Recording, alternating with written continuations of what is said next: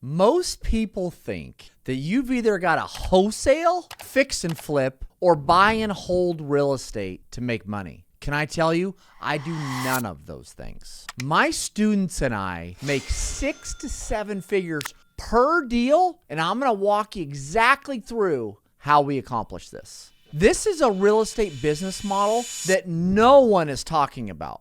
And the reason no one's talking about it is because no one knows how to do it. And that's why we trademarked the best kept secret in real estate. I started doing this business model over 20 years ago. I call this model my LDP model, which stands for land with development potential.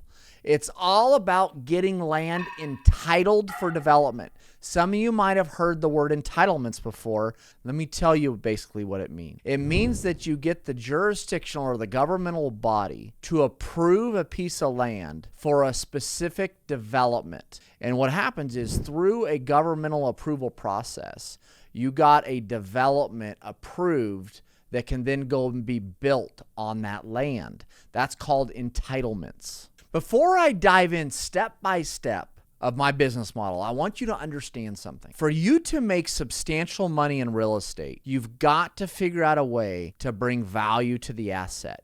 You've got to figure out a way to increase the value of the asset. Let's talk about my model for a second. First, let me tell you this. DCD, dirt controls deals. Whoever controls the dirt controls the deal. My business model is all about controlling the dirt, okay?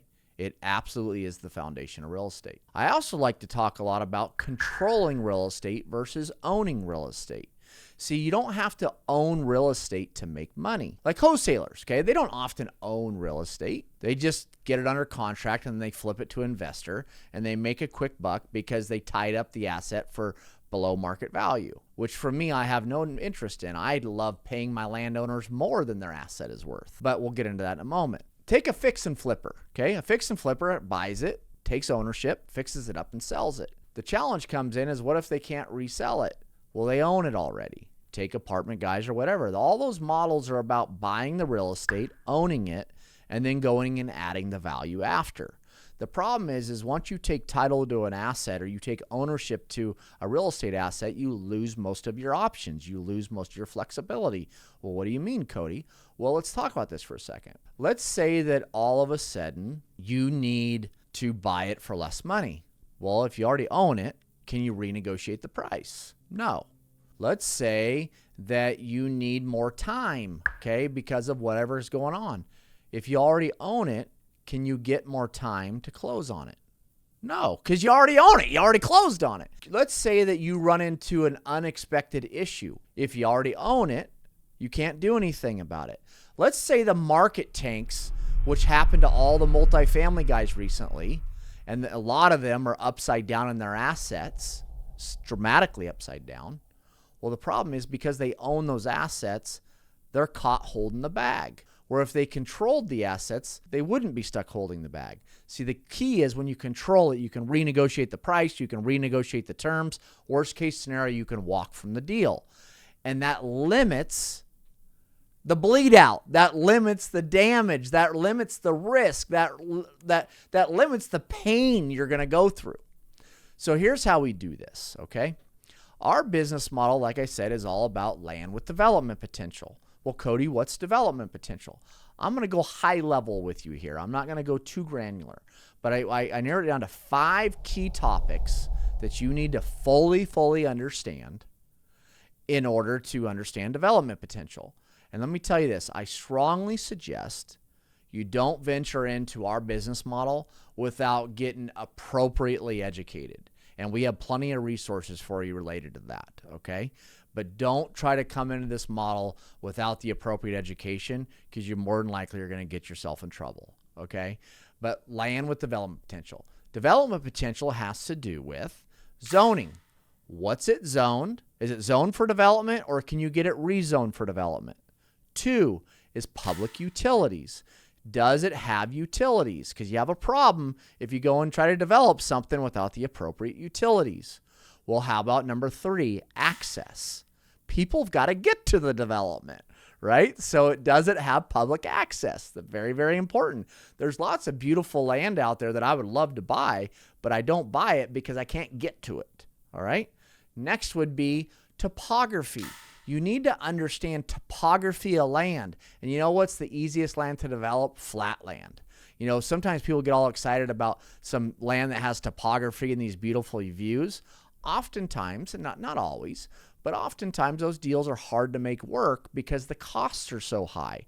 So you need to understand upsloping, downsloping, flat. You need to understand how that topography affects the costs of development. Because at the end of the day, you've got to know what the costs are in order to know what you can pay for the land, because it's all about doing the math backwards. You figure out what you can sell it for, you figure out what all the costs are, and what profit you need to make. And at the end, at the bottom of that, okay, is what you can pay for the land. So you've got to understand topography. And then lastly, number 5 is overlays. A lot of people don't even know what that means. Well, you might see this most beautiful piece of property. It's amazing. I've had friends call me over the last 23 years and say, Cody, there's this beautiful piece. There's developments all around it. Cody, this is the perfect piece. I was like, okay, great. Let's check it out. Well, why hasn't it been developed? Well, it's because there's an overlay on the land. And what it means is that the land can't be developed. And so it could be a floodplain, it could be an environmental protected area, it could be whatever. There's all different types of overlays. But there's overlays that are put over certain properties or portions of property, which makes that portion of the property undevelopable. Now I want to make something clear. We buy land all the time that has constraints, that has challenges. We're more focused on what portion of the property is usable, and can we pay the property owner a very, very fair price, even though we can only develop a portion of the property. Okay, that's what development potential is. So now let's go a little deeper. Let's go into my business model. Okay, we are all about off market, off market, off market. We rarely buy a piece of land that is available for sale in the MLS, or you see it in Zillow, or, it's not available to the public. It's not listed for sale.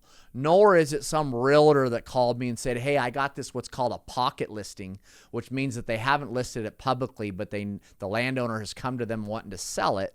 And they call me, and Cody, I got this pocket listing. Can I tell you, rarely I buy pocket listings. You know why?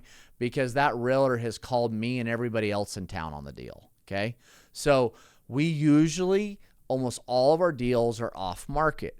We are what we call a marketing driven business. Our definition, well, let me tell you this. Most people's definition of prospecting or acquisition is waiting for their phone to ring. I don't think that's prospecting or sourcing or acquisitions at all. What is prospecting or sourcing or acquisition is making other people's phones ring, right? So we cold call, we send direct mail, we send email, we send text. We are a marketing driven business, and our goal through our marketing is to get landowners to raise their hand that they are interested in selling.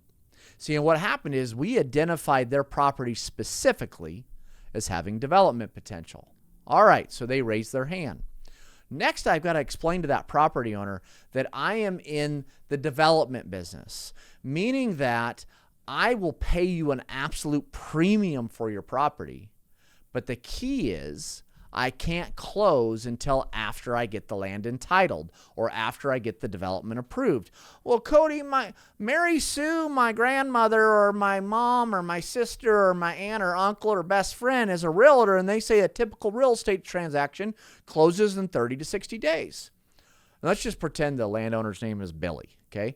All right, Billy. Yeah, I get that. Well, so let me explain to you how it works, Billy.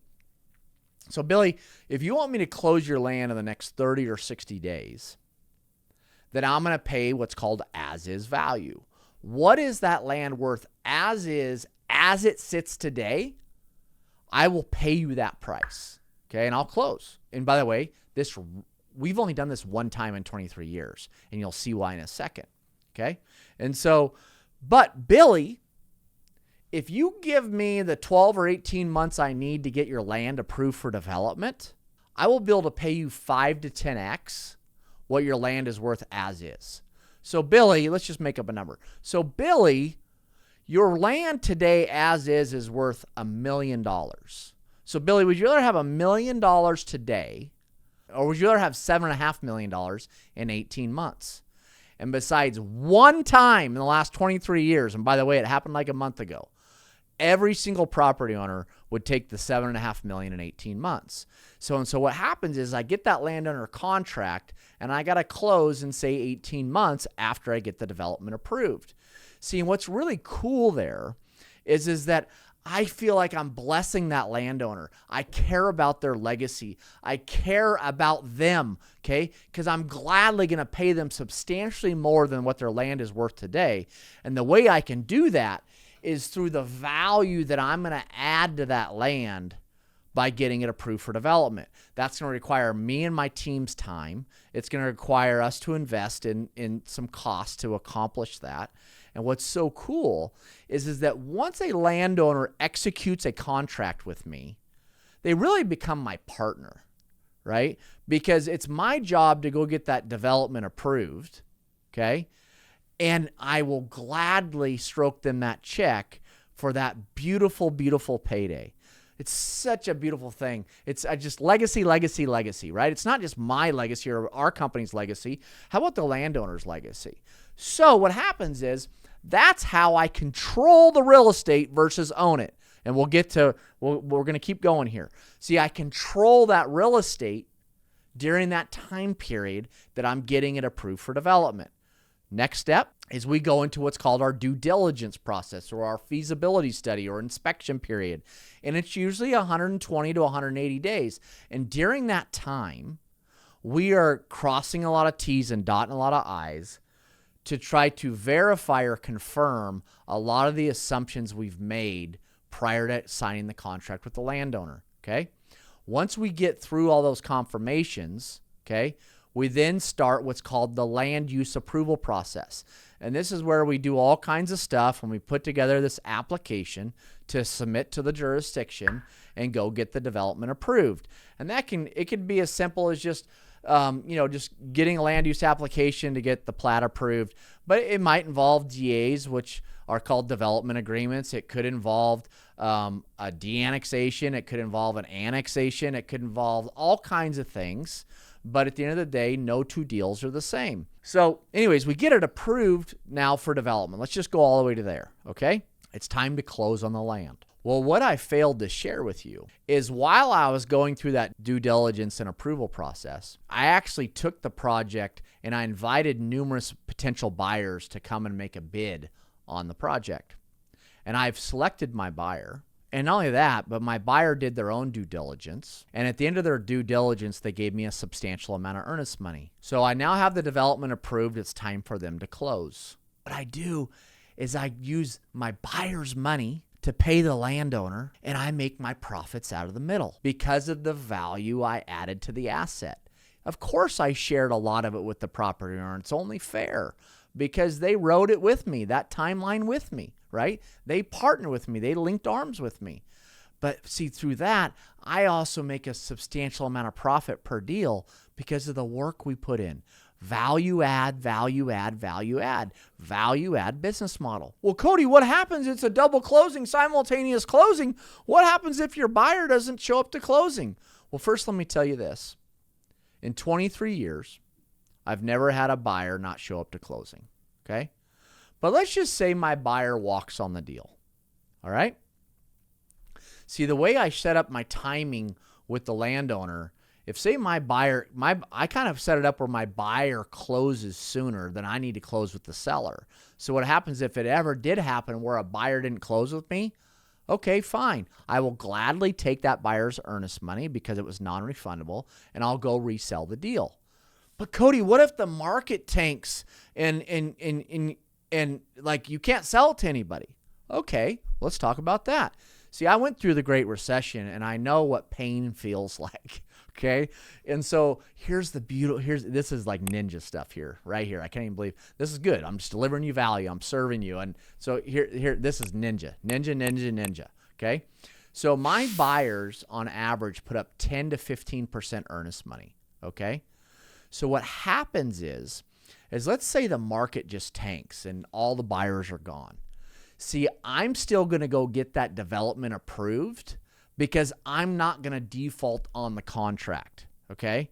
And the reason I'm not going to default on the contract is because I'm going to perform, and then I'm going to take my buyers 10 to 15% earnest money. And here's what's cool. That 10 to 15% earnest money should more than cover most of the time, or it's substantially more than my total capital into the deal. Between earnest money I gave the landowner and the costs I spent to get the land entitled. And so what happens is it kind of makes it somewhat recession proof, because if the market tanks, my buyer's earnest money is going to cover all my capital I've put out on the deal, and oftentimes more. So I've actually, in the midst of a recession, seen a return. I made money even though my buyer defaulted. Go find off-market land that has development potential. Get the landowner to raise their hand. Get them under contract, control it, not own it. Take it through due diligence, take it through land use approval, get it approved. Use your buyer's money to pay your seller through a double closing, simultaneous closing, and make your profits out of the middle. That is my business model. That's what I've done since, well, over 20 years. And that's what I'm having so much fun. And I have the blessing to teach so many people out there as our members, as our students. And then you know what's nothing more fun? Is seeing them go make the substantial paydays. Because if it wasn't for me teaching this through my education company, Vestrite, they would have no clue how to do it, because we're the only game in town. And there again, that's why we trademarked the best kept secret in real estate. So that's my business model in a nutshell, the LDP model. So if you want to learn more about my LDP model, make sure to click the link below and hammer that subscribe button for more deep dive content just like this.